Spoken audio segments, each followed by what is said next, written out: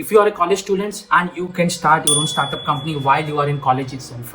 Startup companies come up with an innovative idea. If you have an innovative idea, then you can start your own startup company as easily as possible.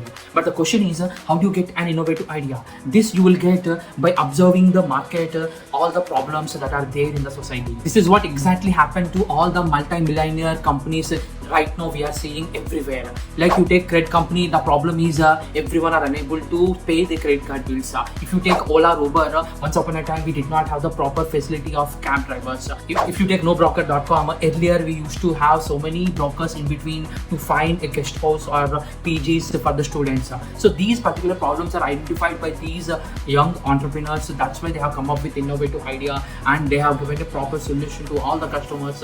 They have made the business out of these problems. 95% of the youngsters who have the innovative ideas, they stuck at the stage of creating ideas itself.